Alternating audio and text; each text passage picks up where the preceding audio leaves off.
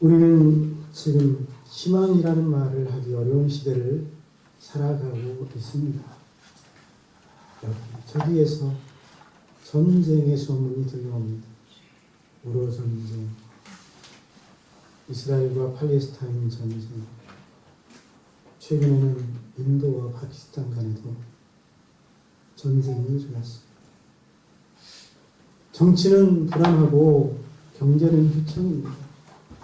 사회 곳곳에는 분열과 상처로 가득합니다. 믿음의 사람들조차 이런 상황 속에서 지치고 무력해져서 하나님, 정말 삶의 희망이 있습니까? 라고 물을 수밖에 없는 시대 아닙니다. 그런데 역대상은 바로 그와 같은 시대에 기록된 말씀입니다.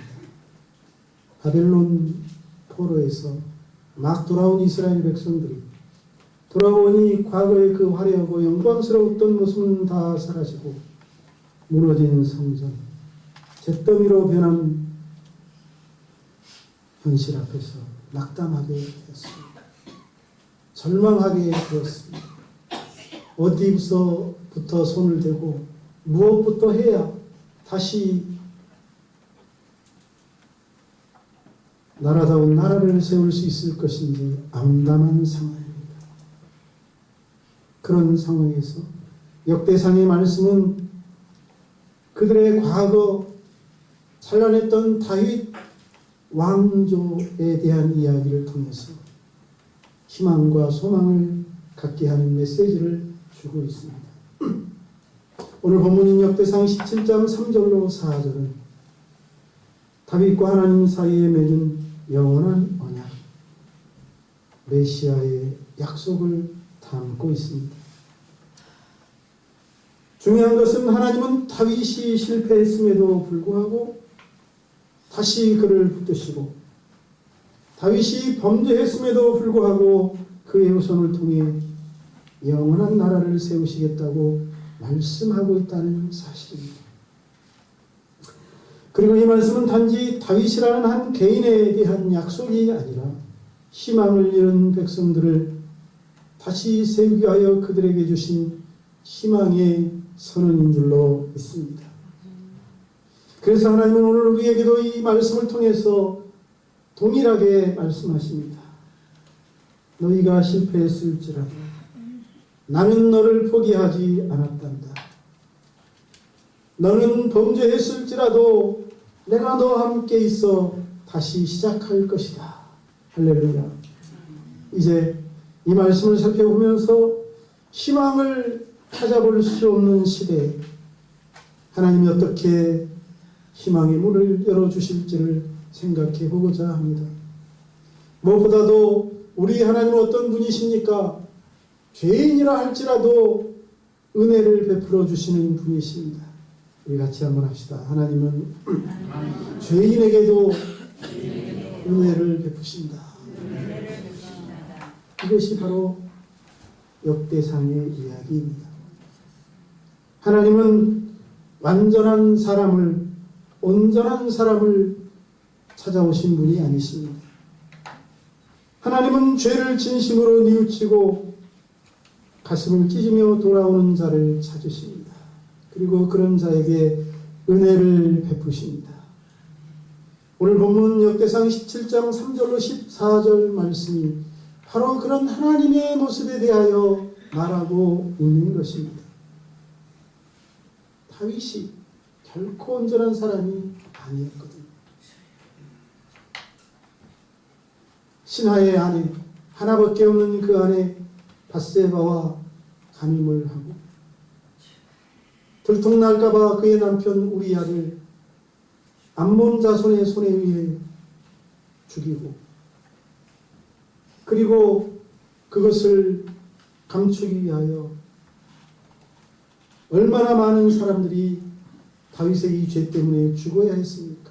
심지어 자기 아들이 반란을 일으켜서 쫓겨갔을 때 두 진영이 싸워서 얼마나 많은 사람들이 피 흘려 죽어야 했습니까? 다윗의 범죄 때문에 일어난 일입니다. 심지어 인구조사 사건에 이르기까지 다윗의 삶 속에 우리가 들여다보면 뚜렷한 실패와 범죄가 있음을 알 수 있습니다. 그러나 역대상은 그런 실패를 반복해서 들추고 있지 않습니다. 오히려 역대상은 하나님께 붙들린 다윗을 말하고 있습니다. 회개하고 돌아선 다윗을 강조하고 있습니다. 왜 그럴까요? 역대상은 죄인들을 정죄하고 심판하시기 위함이 아니라 회복시키기 위하여 일하시는 하나님에 대하여 말하고자 하기 때문입니다. 특별히 역대상 17장 3절로 8절 말씀을 보면 여호와의 말씀이 그 밤에 나단에게 임하여 가서 내 종 다윗에게 말하라. 내가 너를 목장 곧 양떼를 따르는 데에서 데려다가 내 백성 이스라엘의 주권자로 삼았다. 내가 또 내 이름을 세상에서 존귀한 자의 이름같이 만들어 주겠다고 약속하시는 하나님의 말씀을 들을 수 있습니다. 이 구절은 다윗의 과거가 아니라 하나님의 은혜와 선택을 강조하는 말입니다. 실패한 다윗을 주목하는 것이 아니라 그에게 은혜를 베푸시고자 하시는 하나님의 모습을 보여주고 있습니다. 하나님은 그래서 다윗의 실패보다 그의 회개와 순종을 보시는 분이신 줄로 믿습니다. 다윗은 인구조사를 통해서 또다시 큰 잘못을 범하지만 그는 그 자리에서도 회개하며 하나님을 의지합니다. 역대상 21장 13절 내가 여호와의 손에 빠진 것이 좋답니다. 고백하는 다윗의 모습을 찾아볼 수 있습니다. 여러분, 다윗의 이 고백은 회개의 고백이자 하나님에 대한 절대적인 믿음에서 나온 고백입니다. 하나님, 내가 하나님 앞에 범죄했고 실패했지만 그럼에도 불구하고 나는 하나님의 손이 가장 안전한 자리임을 믿습니다라는 고백과 같기 때문입니다. 하나님은 다윗의 이런 고백을 귀하게 여기시고 다윗에게 또다시 기회를 주셨습니다. 그리고 그 은혜의 절정이 바로 오늘 본문에 나타나고 있지 않습니까? 내가 또 내 뒤에 내 시 곧 내 아들 중 하나를 세우겠다.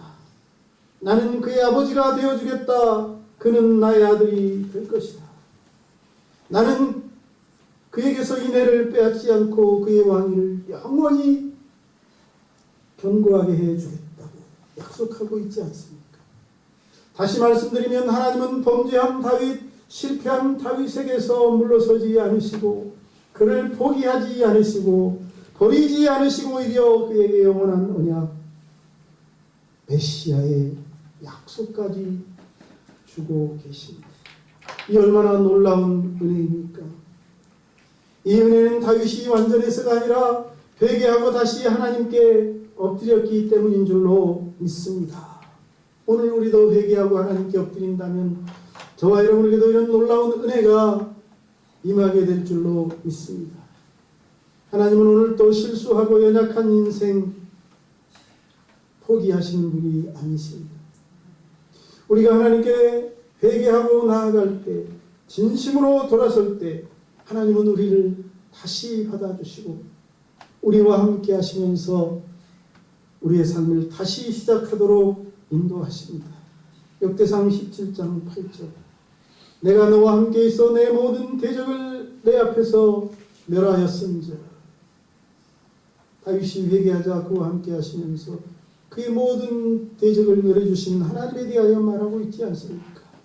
이처럼 다윗이 범죄한 자리에서 다시 회복되어 하나님의 사랑을 받을 수 있었던 이유는 그가 범죄했지만 진심으로 회개함으로 진심으로 뉘우침으로 하나님께 엎드렸기 때문입니다. 우리도 마찬가지입니다.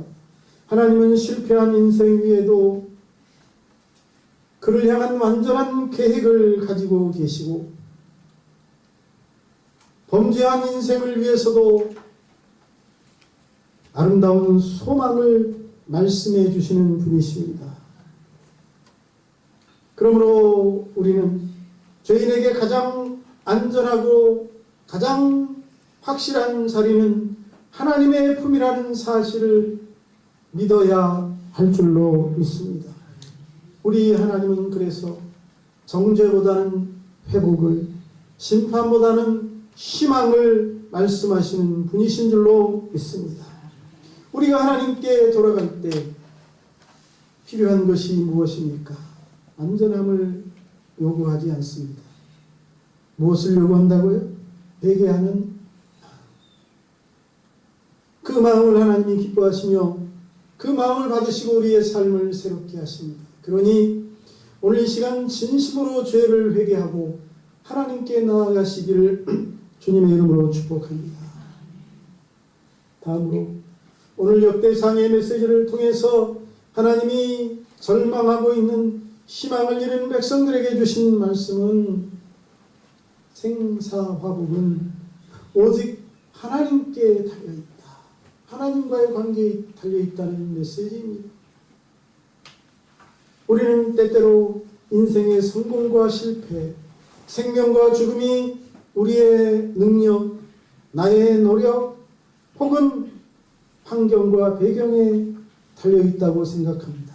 그러나 하나님은 오늘 분명히 말씀하십니다. 인간의 모든 생사화복은 하나님과의 관계에 달려있다고 말합니다. 이스라엘 백성들은 자신들 앞에 펼쳐져 있는 절망적인 상황 속에서 희망을 잃었습니다. 하지만 그런 백성들에게 주시는 메시지가 무엇이라고요? 희망은, 생사화복은 하나님께 달려있다는 메시지란 말입니다. 역대상 10장은 사울왕의 죽음을 간결하지만 엄중하게 기록합니다. 사울이 죽은 것은 여호와께 범죄하였기 때문이다. 그가 여호와의 말씀을 지키지 않고 신접한 자에게 가르치기를 청하고 여호와께 묻지 아니하였으므로 여호와께서 그를 죽이시고 그 나라를 이세 아들 다윗에게 넘겨주셨다고 기록하고 있습니다. 그렇습니다. 사울은 절대 권력을 가진 왕이었습니다. 외적으로는 그도 믿음이 있는 것처럼 보입니다. 직접 하나님께 제사도 드렸습니다. 그런데 정작 중요한 순간, 결정적인 순간에는 하나님께 묻지 않습니다. 하나님과의 관계가 단절되어 있었던 것입니다. 그러므로 그의 죽음의 원인은 단순히 적이 강해서 전쟁에 나가서 패배한 것이 아니라 이 하나님과의 영적 단절에 있었던 것입니다. 사울은 왕이었고 이스라엘 최고 통치자였지만 그가 진정으로 의지한 것은 하나님의 말씀도 하나님의 능력도 하나님의 인도하심도 아니었습니다. 그가 위기의 순간 의지한 것은 하나님이 아니라 신접한 여인이었습니다. 그는 하나님께 묻는 것보다 그 여인에게 묻기를 원했습니다. 그 여인이 올린 그 영의 말을 더 믿었습니다. 성경은 그것이 그가 죽임을 당하고 그의 왕조가 멸망에 이른 이유라고 분명하게 알려주고 있습니다. 사울은 겉보기에는 왕이었지만 하나님이 보았을 때는 이미 하나님으로부터 떨어져 나간 인생일 뿐이었습니다. 불행한 인생이죠. 반면에 다윗은 사울과는 전혀 다른 길을 걷습니다. 그는 완벽한 사람은 아니었습니다. 그러나 다윗은 인생의 중요한 순간마다 항상 하나님께 먼저 묻고 하나님의 뜻을 여쭙습니다. 역대상 14장 10절, 14장 14절 여러 곳에서 반복적으로 등장하는 말이 무엇입니까? 다윗이 여호와께 여쭈어 이르되, 다윗이 여호와께 여쭈어 이르되. 다윗은 전쟁을 앞두고도 그의 인생의 절체절명의 위기 앞에서도 그는 하나님 앞에 엎드려 하나님께 묻습니다. 그의 삶의 핵심은 그래서 바로 이 하나님과의 관계에 있었습니다. 그랬기에 하나님은 다윗의 실패에도 불구하고 그를 다시 세우시고 그의 후손에게 영원한 언약을 주시는 줄로 믿습니다. 사랑하는 여러분, 우리의 삶에도 동일한 원리가 적용되고 있습니다. 인간의 생사화복은 하나님과의 관계에 달려 있습니다. 내가 자란 배경이나 환경에 있지 않습니다. 내 능력이나 부모의 능력에 있지 않습니다. 누구에게 달렸다고요? 하나님께. 내가 어떤 능력을 가졌는지보다 하나님과 얼마나 가까운가가 그러므로 인생의 성공과 실패의 열쇠인 줄로 믿습니다. 하나님은 다윗의 시대나 지금이나 동일하게 겉모습이나 자격, 그가 이룬 업적이 아니라 그의 마음이 하나님을 향하고 있는지를 보십니다. 혹시 우리는 사울처럼 결과만을 의구하고 하나님 없이도 살 수 있을 것처럼 행하고 있지는 않습니까? 하나님께 가까이 나아가기보다 그래서 내 계획과 내 판단을 더 신뢰하며 살아가고 있지는 않습니까? 그런 우리에게 하나님은 말씀하십니다. 내가 내 곁에 가까이 있노라. 내 모든 문제를 나와 의논해라. 하나님과의 관계가 삶의 중심이 될 때, 비록 광야를 지나고 사망의 음침한 골짜기를 지날지라도 그 길은 복된 길이 될 것입니다. 혹시 실패했다 할지라도 그 실패가 오히려 성공의 디딤돌이 될 줄로 믿습니다. 그러니 하나님을 가까이 하십시오. 무언가를 결정하기 전에, 어떤 일을 계획하기 전에 먼저 여호와께 엽주는 사람이 되십시오. 그게 복의 시작이고 생명의 길인 줄로 믿습니다.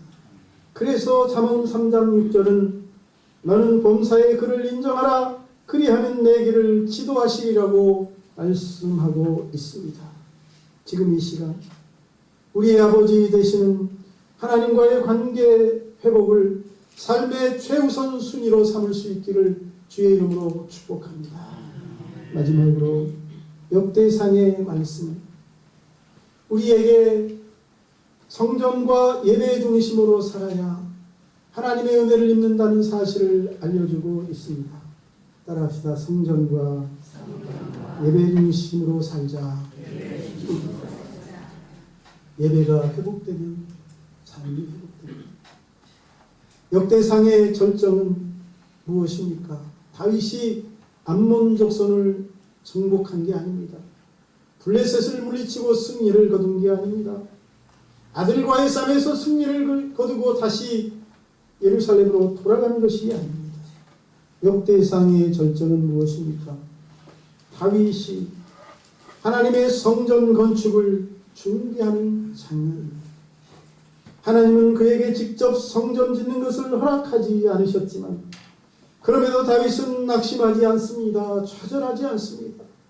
하나님은 그에게 너는 성전을 짓지 말라고 명령하셨고 네 아들 솔로몬이 지을 것이라고 말씀하셨지만 오히려 다윗은 그럼에도 불구하고 더 정성과 마음을 다해 성전 건축을 준비하고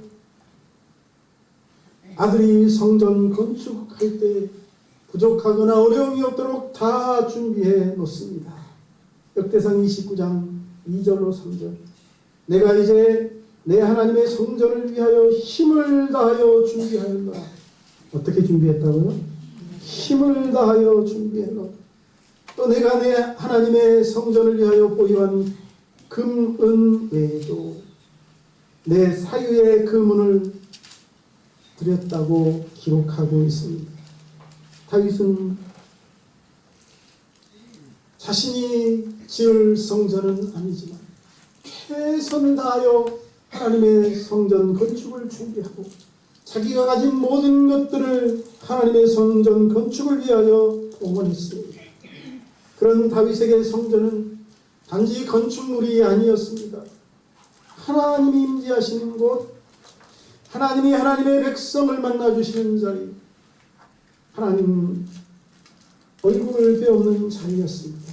그래서 다윗은 삶을 마치는 마지막 순간까지 성전 건축을 위해 그리고 예배 중심의 나라를 꿈꾸고 그것을 위하여 달려갔습니다.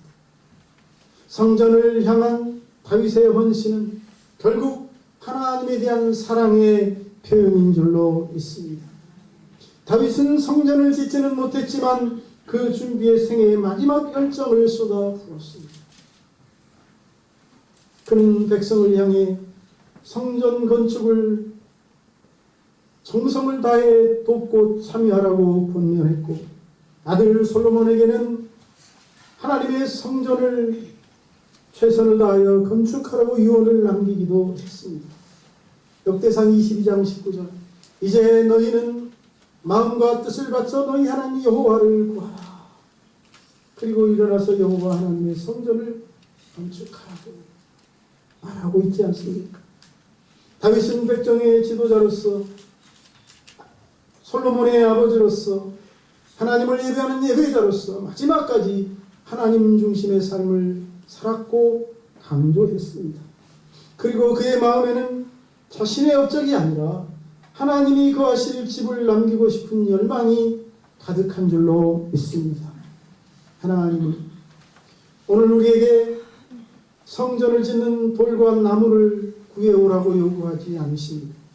그러나 우리에게 요구하시는 것이 있으니 그것은 성전 중심, 예배 중심의 삶을 살라는 것입니다.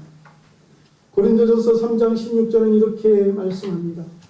너희가 하나님의 성전인 것과 하나님의 성령이 너희 안에 계시는 것을 알지 못합니다. 하나님의 성전은 우리의 몸이라는 것입니다. 이제 하나님은 우리의 마음 가운데 거하신다는 것입니다. 그렇습니다. 지금은 우리가 하나님의 성전이며 하나님은 우리의 삶 가운데 거하십니다. 그러므로 우리가 머무는 곳은 예배의 자리가 되어야 하며 우리의 삶 전체가 하나님께 드려지는 산 예배가 되어야 할 줄로 믿습니다. 그래서 진정한 예배는 무엇입니까? 단지 주일에 이렇게 한번 참석하는 예배가 아니라 하나님의 통치를 고백하고 내 삶 전체를 그분께 드리는 것입니다. 예배 없는 삶은 방향을 잃습니다. 예배가 무너지면 삶의 중심이 흔들립니다. 하나님이 삶의 중심에 계시지 않으면 결국 그 인생은 실패한 인생이 되고 자기 중심적인 삶으로 흐르고 말 것입니다. 하지만 예배가 회복되면 하나님과의 관계도 회복되고 그 안에서 삶의 질서, 삶의 목적이 분명해지고 하나님이 기뻐하시는 삶을 살게 될 줄로 믿습니다. 예배의 중심의 삶이 무엇입니까? 어떤 상황 속에서도 하나님의 뜻을 묻고 하나님이 기뻐하는 삶을 사는 것입니다. 하나님의 말씀대로 살아가는 삶인 줄로 믿습니다. 사랑하는 여러분, 여러분의 삶의 중심에는 무엇이 있습니까? 예배가 있습니까? 성전이 있습니까? 나는 주일에만 교회에 나와서 하나님을 예배하는 사람입니까? 아니면 삶으로 하나님을 예배하고 그 삶을 가지고 주일 주님 앞에 나와 하나님께 예배드리는 사람입니까? 다윗은 마지막까지도 예배를 꿈꾸었던 사람입니다. 그 인생 전체를 관통했던 열망은 하나님을 위한 성전, 하나님을 향한 예배라고 말할 수 있습니다. 예배의 삶에 초점을 맞추십시오. 하나님이 거하시는 성전으로서의 삶, 예배 중심의 삶이 가장 복된 삶인 줄을 믿으시기를 축복합니다. 오늘도 이 한 주간도 우리 교회 성도님들이 하나님의 성전으로서 하나님을 예배하는 삶을 통해 복된 길을 걸어갈 수 있기를, 승리의 길을 걸어갈 수 있기를 주님의 이름으로 축복합니다. 사랑하는 여러분, 오늘 말씀은 단지 다윗의 이야기가 아닙니다. 이스라엘이라는 나라의 역사 이야기도 아닙니다. 이 말씀은 희망을 잃은 백성들을 향하여 주시는 하나님의 위로와 소망의 메시지입니다. 하나님은 다윗과 같이 실패한 사람을 다시 쓰십니다. 하나님은 관계가 단절된 자에게 다가가서 다시 관계를 회복하자고 손을 내미시는 분이십니다. 하나님은 예배가 무너진 자리에서 다시 성전을 세워가시는 분이십니다. 이제 우리가 해야 할 일은 하나님께 진심으로 돌아가는 것입니다. 하나님과의 관계를 다시 회복하는 것입니다. 예배를 성전을 삶의 중심에 두는 것입니다. 그럴 때 다윗에게 영원한 언약을 주셨던 것처럼 하나님은 우리의 삶에도 회복과 소망의 길을 열어주시고 저와 여러분에게도 영원한 언약을 주실 줄로 믿습니다. 그러니 이 시간 결단하십시오. 하나님, 내가 실패했지만 주님의 은혜를 구합니다. 하나님, 내 인생의 중심에 주님을 모시겠습니다. 하나님, 예배가 무너져가는 시대에 예배자로 살겠습니다. 기도하겠습니다. 살아계신 하나님, 오늘도 하나님의 말씀을 통해서 삶이 무너졌지만 겸손히 회개하고 하나님께 나아감으로 회복되었던 다윗의 삶을 통해 우리에게 삶의 회복과 다시 일어서는 방법이 무엇인지를 깨닫게 해주시니 감사합니다. 우리도 하나님은 죄인에게도 은혜를 베푸시는 분이라는 사실을 깨닫게 하여 주시옵시고 생사화복은 오직 하나님의 손에 달려있음을 믿게 하여 주시고 그러므로 우리 모두가 성전 중심, 예배 중심의 삶을 살게 하여 주옵소서. 그리하여 다윗처럼 다시 일어서게 해주시고 하나님이 주시는 영원한 언약을 힘입고 하나님 나라에 들어가는 복을 받을 수 있도록 인도하여 주옵소서. 오늘 어버이날, 어버이 주일 이렇게 자녀들을 키우느라고 애쓰셨던 우리 성도님들이 하나님의 품 안에서 위로와 소망을 받을 뿐만 아니라 우리의 어버이 되시는 하나님을 바라보며 하나님과의 관계를 새롭게 하는 기회가 될 수 있도록 복을 주옵소서. 예수님의 이름으로 기도하옵나이다.